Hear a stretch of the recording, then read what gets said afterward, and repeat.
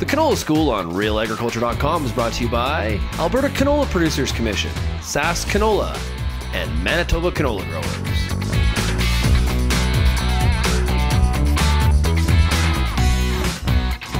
I know one of the things that you've really worked on a lot is Clubroot.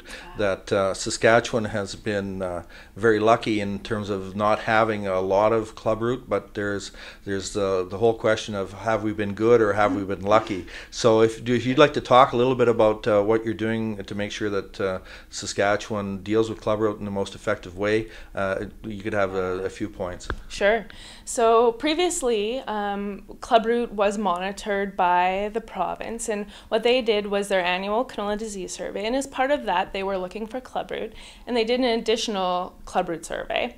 So they have been surveying the entire province for Clubroot for a number of years, and this year, as I'm sure many of the listeners are aware, Clubroot was detected in Crop District 9A and Crop District 9B in commercial canola fields this year. So we heard back from canola producers that they really wanted more information on the distribution of Clubroot in the province, and they felt that we needed to do more. So Saskcanola did provide that feedback to the Ministry of Ag on what's the next step. What can we do to get the growers the answers they're looking for?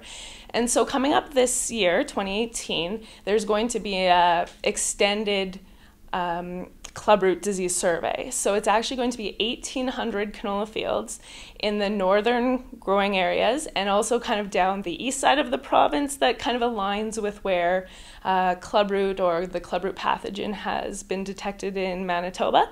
And so those 1,800 samples are going to be randomly selected, one in each township across that area of the province. So our hope, or Saskcanola's hope, is that that will produce a Clubroot distribution map and provide farmers some of that information they're looking for about how is Clubroot distributed widely across the canola growing areas, perhaps across the black soil zone, and just to give us a bit more information that I think producers were really looking for after some of the announcements that happened this previous fall and winter. That's very good. At CropSphere, there John Gilly gave a presentation about Clubroot Anonymous, and I think it was very good. It's actually on the Real Ag website. There's an interview about that. Do you want to speak a little bit about that idea of the importance of reporting and the idea that there are things you can do and not to be a member of as if it was something to be ashamed of? Yeah. So I think in the past, growers were really concerned about having Clubroot in their fields in Saskatchewan because they didn't know what would happen. So that stems a bit from the fact that Clubroot is regulated in Saskatchewan under the Pest Act. And the Pest Act gives the RMs the authority to manage Clubroot in the RMs. And so I think some growers felt, and we certainly heard at Saskcanola, that they were concerned about what would happen if Clubroot was on their field. If their RM didn't have a bylaw or policy in place, there's really some uncertainty about how Clubroot would be managed. And some of the RMs felt that perhaps they didn't have the resources or the appropriately trained people to put bylaws or policies in place. And that was also concerning to some growers who felt that Clubroot should be managed a bit more proactively. So based on this survey, if Clubroot is detected, the grower or landowner will be informed, as well as the RM. And we have worked closely with the province and with SARM to develop a farmer-driven management plan. So we really want the farmer to lead the way on what they're going to do to manage Clubroot if it is detected in their field. And our feeling at Saskcanola is that if Clubroot is detected, that growers are going to want to perhaps alter their management practices in a way to try to reduce the spread of Clubroot not only on their farm but in their community. So the farmer-driven management approach, for example, if Clubroot was found on your field, you could work with an agrologist of your choice to develop a Clubroot management plan for your field that will meet a set of science-based criteria. So that's your plan that you've developed with your own local professional agrologist who's registered under the Provincial Act. And that management plan will then go to the pest control officer for the RM for approval, and that will become a formal agreement between yourself and the pest control officer. Now, some RMs and pest control officers felt that they perhaps weren't equipped to handle this Clubroot policies, or they didn't have proper agrologists in place. Yes, I'm sure they felt a little nervous about about taking something on like this with a whole new set of protocols. Absolutely. So what the province and SARM have done is they've put in place a plant health network across the province, and this is going to be a network of professionals that can provide advice and support to the RMs, and I believe they will be designated as pest control officers as well.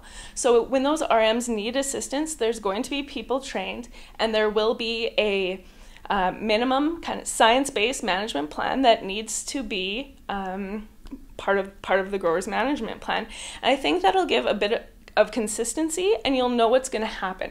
So it's our hope that this new farmer-driven management approach will allow people to start talking about it. You know, Clubroot was detected on my farm, or, you know, we're starting to see some symptoms.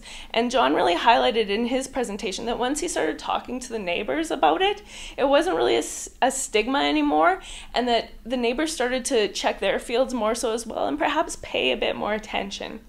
And I know sometimes growers get a little concerned with, oh, I need to sanitize my fields or my equipment, and I can't add that on to seeding time. I mean, I only have a certain number of weeks to get the crop in the ground. And that's not going to be what the management plan says, that you have to sanitize your equipment, but you have to do something, right? Doing nothing is not appropriate, I don't think. And I think that that's the feeling of canola growers in the province, is that, you know, if canola or if Clubroot is detected in your field, that you could do something. You can, you know, removing the soil from your equipment, even just the big clumps of soil, is going to make a big difference. So we'll be looking for that in the management plan. Just some sort of work towards keeping the soil on the field type policy. So.